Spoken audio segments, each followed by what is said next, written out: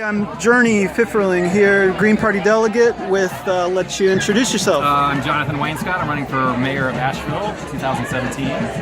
And this is the Asheville on Bikes Step It Up forum thing. It's not really a forum. We basically all had 2 minutes to make our pitch about multimodality, which is multimodal transportation, not just multimodality. So basically what I was saying is that we need to start at the fundamental level first, which is pedestrian access to all of our transportation issues. The smallest roads in our neighborhoods, that's where your journey begins, is from home. And so if we're going to shift our dependence on cars and get people to walk more and use transportation in the city, we really need the neighborhood barriers, sidewalks, to be so infrastructure. Yeah, infrastructure for sure. So this is just one element of the infrastructure problems that we have in Asheville, and they're all tied together, unfortunately. We've got an aging road system which had previously been on a 70 or 80-year paving cycle. It's way too long. Roads should be paved every 20 years. Unfortunately, we've also got an aging water system which runs underneath these roads. So we've got crumbling water pipes which need to be fixed before the roads get fixed. Otherwise, we're paving on top old water lines that we then need to dig up our old roads. We've had a lot of misprioritization, if you will, of what needs to get fixed first. And a lot of that comes with everybody wanting their special thing dealt with directly now. So for instance, the biking community wants better bikeability. I want better bikeability. I don't want to see anybody get hurt on a bike. I'm appalled that our pedestrian and cycling rates of accidents is so high. I'm not anti-cycling. What I am is the expenditure of sort of things that make people feel as though we're spending good money on biking, like the sharrows in the road, the share the road, arrow, directional kind of things, which are really not comprehensive in use in our town.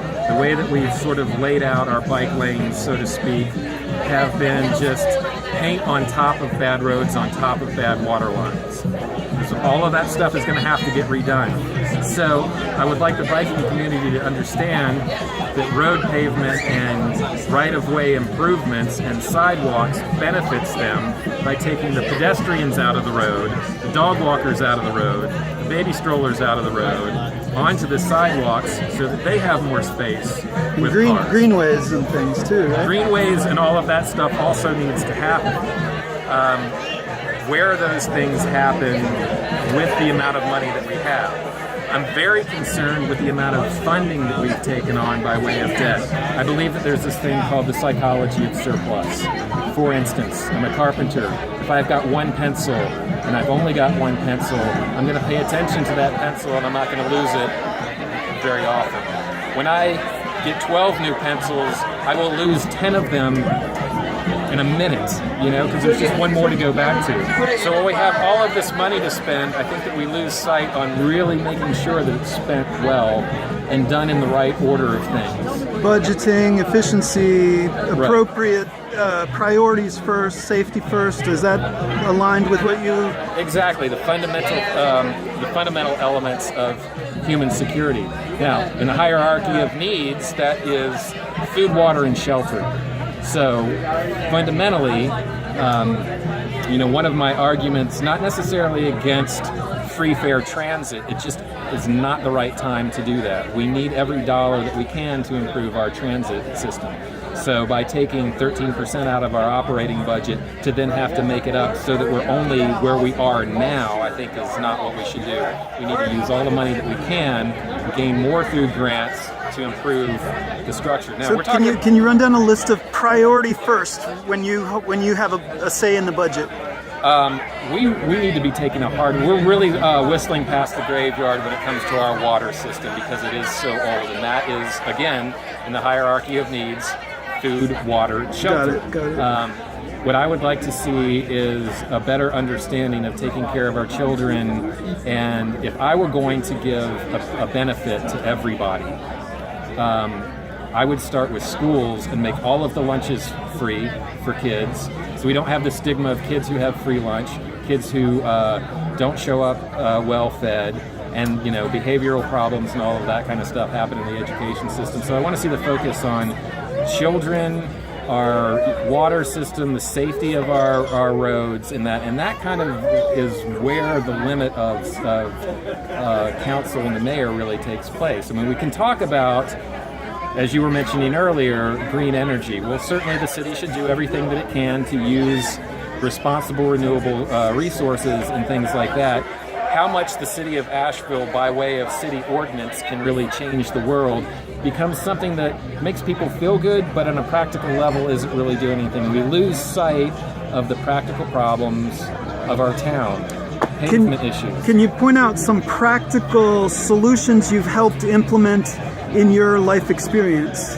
Oh, I can't say that. I mean, I'm just an independent guy who doesn't really participate in all the boards and the commissions and all of that. No, I mean stuff. in any experience outside of politics, in terms of sustainability or recycling or reduce, reuse, sense of making something that you're looking at that sees a problem, making it more efficient, problem solving. Any examples of experience that you've had in the past where you can point to that you've helped make something that seemed to be a problem as a priority, and what did you do to fix it? Not really on any kind of community level. I mean, even for yourself just or for family. myself, is that I bought a really old house, and it's now 92 years old, and reuse keeping things together.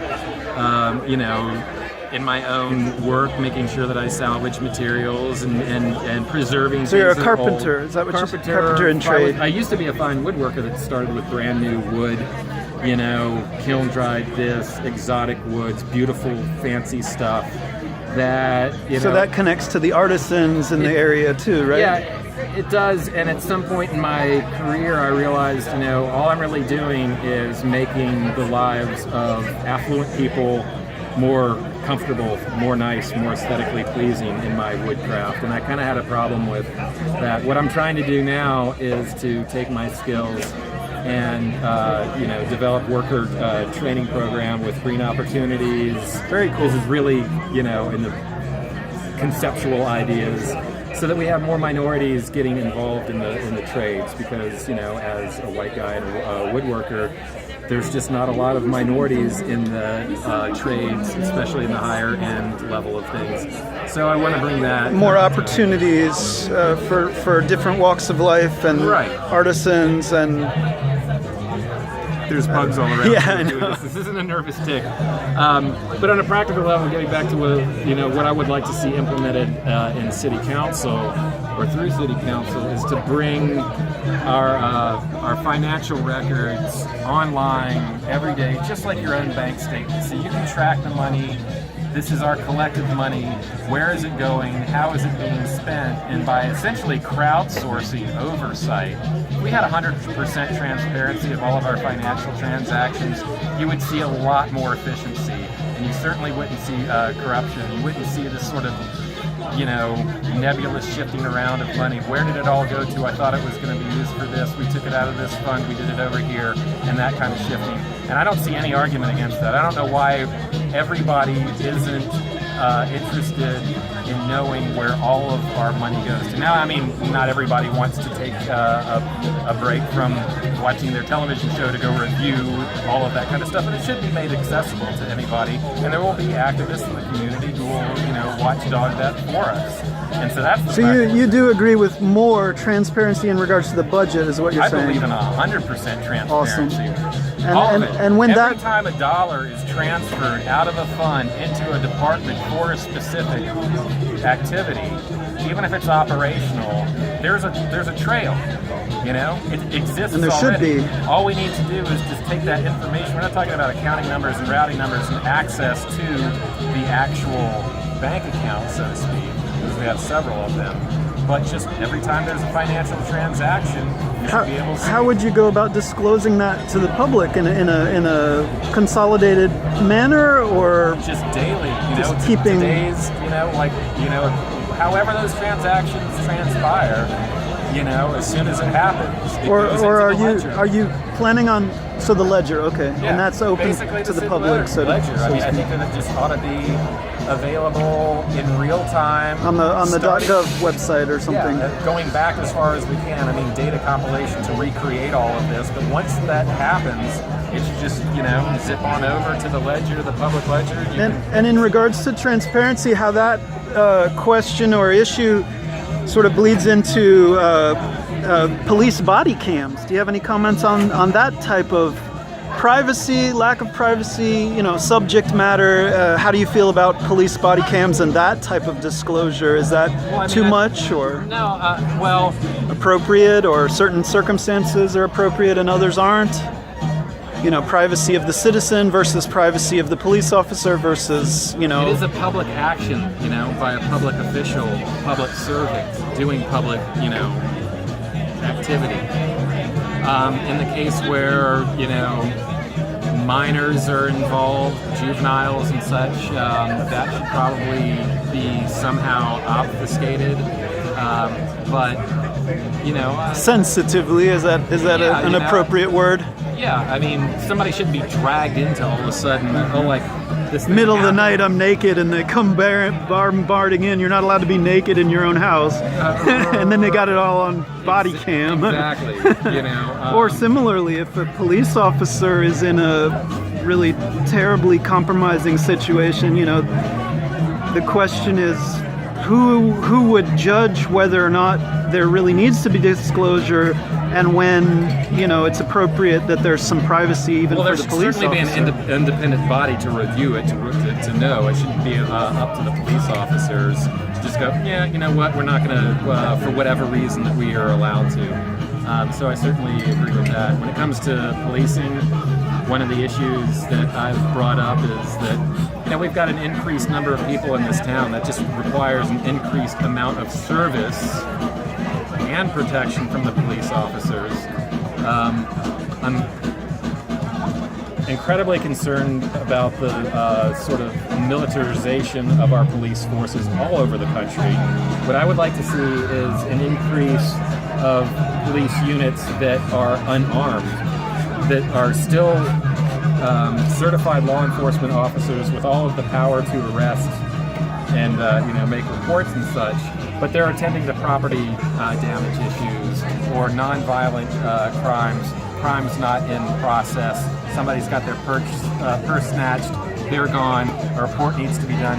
We don't need to have every interaction with law enforcement to show up with body armor and lethal weapons to take reports and things like this. I think that would give a more gentle engagement between law enforcement. I know I'm not saying take all the guns away from all cops. How could you empower secondary public servants? For example, I know there's an information line, and I've gotten a lot of valuable information by calling the information line.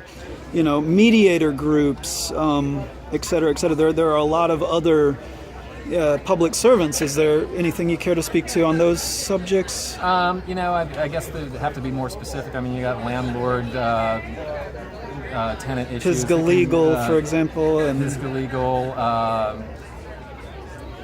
Certainly... One of the candidates for the city council is a guardian ad litem. Right. I mean, there are all kinds of systems and agencies to deal with. Do you have any favorites or any... No, I've got that some comes to mind. To, go ahead. No, I can't. Okay, right on. Legal jeopardy involved. It's nice to find the mediation because there's a place for certain things. Whenever you can find somebody to mediate, that's the way to go. I mean, you shouldn't just be displeased with what your neighbor's doing and call the cops. You should find a better way of doing it. Some people aren't good at doing that, and you have to. We put way too much pressure on cops to kind of babysit our disputes and things like that. So, again, that's sort of where peace officer, secondary, auxiliary policing might be able to be. Okay, these gnats are killing me. Do you want to close the conversation with a subject that you really feel again is a priority that you might not have touched on?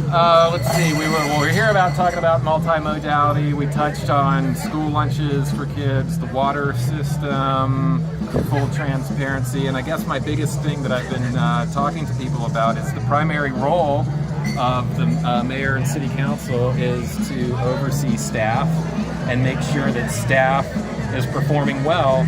And I feel that far too often we just go with the recommendations of staff based on data that was provided for them to justify the things that they already want to do. And we're not really scrutinizing things nearly as rigorously as we should. And so that's what city council's job is to do, and I don't think they've done quite as good of a job, to put it mildly, as they should have in the past. And that's what I'm bringing. So that's right on. Jonathan Wainscott. That's why I'm running. Jonathan Wainscott, do you want to share web pages and other contact info after the noise? Yes. MayorWainscott.com, perhaps a little bit presumptuous, but I'm going for it. And look me up on Facebook, elect Jonathan Wainscott for Mayor of Asheville or something like that. Wainscott. It's not a very common name, so I'm pretty easy to find. Cool, thank you so much, and nice to meet you. All right, thanks for taking the time to talk. Appreciate it.